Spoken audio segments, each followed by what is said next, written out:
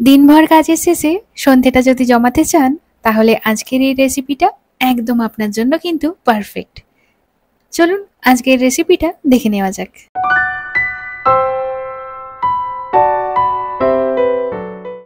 রেসিপিটি বানানোর জন্য প্রথমে আমি নুডলসটাকে বয়েল হতে বসিয়ে দিয়েছি, সাথে স্বাদ মতো লবণ আর 1 চামচ পরিমাণ সাদা তেল দিয়ে মিডিয়াম ফ্লেমে এটাকে 4 থেকে 5 মিনিট মতো বয়েল করে নিয়েছি।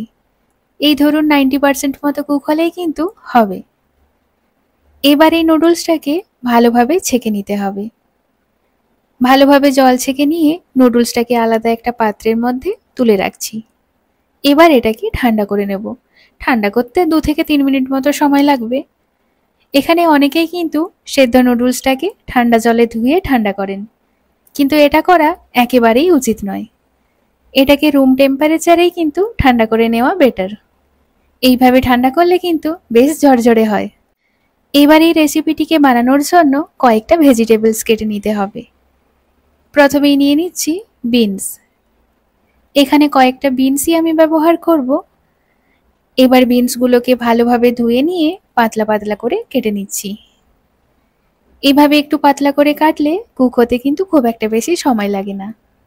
আমার বিনসগুলো মোটামুটি কেটে নেওয়া কমপ্লিট।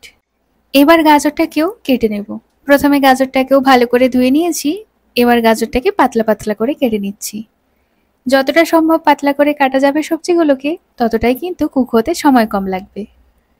গাজরটাও আমার কাটা শেষ।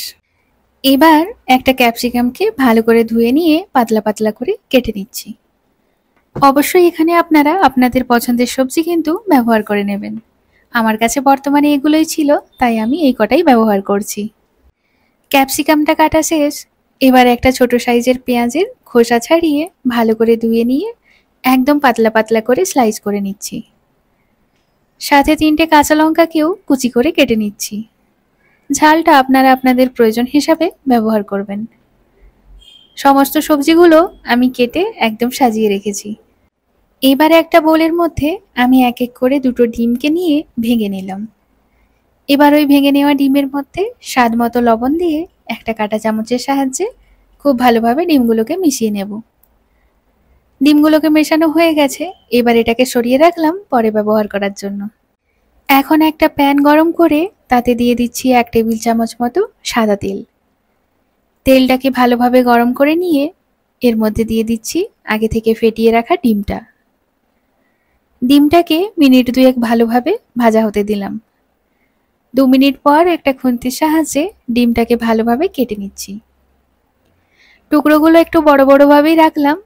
ডিমটা দেওয়ার সাথে সাথেই যদি ডিমটাকে ভেঙে ফেলতাম, তাহলে টুকরোগুলো কিন্তু অনেকটাই ছোট হয়ে যেত, যে কারণে একটু সময় নিয়ে তারপর ভাঙলাম। আবারও মিনিট 2 ডিমটাকে ভালোভাবে উল্টে পাল্টে ভেজে নিয়ে তুলে রাখলাম। আবারও কড়াই গরম করে নিয়ে দিয়ে দিলাম পরিমাণ মতো সাদা তেল। তেলটাকে ভালোভাবে গরম করে নিয়ে দিয়ে দিচ্ছি 1 চামচ পরিমাণ রসুন আর আদার কুচি।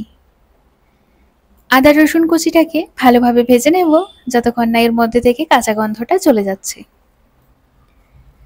আদা রসুনের কাঁচা গন্ধটা চলে গেলে এবার দিয়ে দিচ্ছি স্লাইস করে রাখা পেঁয়াজ আর কুচনো কাঁচা লঙ্কা। এবার সব কিছুকে বেশ ভালোভাবে ভেজে নিচ্ছি। গ্যাসের ফ্লেমটাকে হাইতে রেখে একটু কালার আসা পর্যন্ত ভালোভাবে পেঁয়াজটাকে ভেজে নেব। পেঁয়াজটার হালকা একটা রং এসে গেছে। এবার গাজর আর বিনসটাকে এর মধ্যে দিয়ে দিলাম। এবার স্বাদ মতো লবণ দিয়ে হাই ফ্লেমে এটাকে 3 থেকে 4 মিনিট মতো ভালো করে ভেজে নিতে হবে। 3 থেকে 4 মিনিট ভালোভাবে ভেজে নেওয়ার পর এবার দিয়ে দিচ্ছি কেটে রাখা ক্যাপসিকাম। আবারও এগুলোকে মিনিট 2 মতো খুব ভালো করে ভেজে নিচ্ছি। সমস্ত সবজিগুলো ভালোভাবে ভাজা হয়ে গেছে, মোটামুটি সেদ্ধও হয়ে গেছে। আরেকবার ভালো করে নাড়াচাড়া করে মিশিয়ে নিয়ে দিয়ে দিচ্ছি 1 চামচ পরিমাণ গোলমরিচ গুঁড়ো, 1 চামচ মতো টমেটো সস। এবার এগুলোকে খুব ভালোভাবে মিশিয়ে নিতে হবে। মিনিট 2 ভালোভাবে নাড়াচাড়া করে এগুলোকে আমি মিশিয়ে নিয়েছি। মেশানো হয়ে গেছে। এবার দিয়ে দিচ্ছি ভেজে রাখা ডিম আর সাথে দিচ্ছি সেদ্ধ করা নুডলস। এখন 1 চামচ মতো সয়া সস দিয়ে দিলাম। ফ্লেমটাকে একদম লোতে রেখে এবার সবকিছুকে ভালোভাবে মিশিয়ে নিতে হবে। সবকিছুকে খুব ভালোভাবে মিশিয়ে নিচ্ছি। দেখুন কতটা সুন্দর হয়েছে দেখতে, দেখেই যেন জিভে জল এসে যাচ্ছে। এবার গ্যাসের ফ্লেমটাকে অফ করে দিলেই রেডি আজকের এগ চাউমিন। এবার এটাকে পরিবেশনের পালা। একটা আলাদা পাত্রের মধ্যে চাউমিনটাকে নামিয়ে রাখলাম। এই এগ চাউমিনটা বাড়িতে বানানো কিন্তু ভীষণই সহজ, আর বাড়িতে বানানো যে কোনো খাবার কিন্তু সব সময়ের জন্যই সবচাইতে ভালো হয়। আর এই রেসিপিটা অবশ্যই আপনারা বাচ্চাদেরকেও বানিয়ে দিতে পারেন, কারণ এর মধ্যে রয়েছে অনেক কটা সবজি আর ডিম। তারাও কিন্তু খুবই মজা করে খাবে। অবশ্যই এইভাবে একবার বাড়িতে বানাবেন, আশা করি সকলেই ভীষণ মজা করে খাবে। তাহলে আজ এই পর্যন্তই, দেখা হবে পরের ভিডিওতে।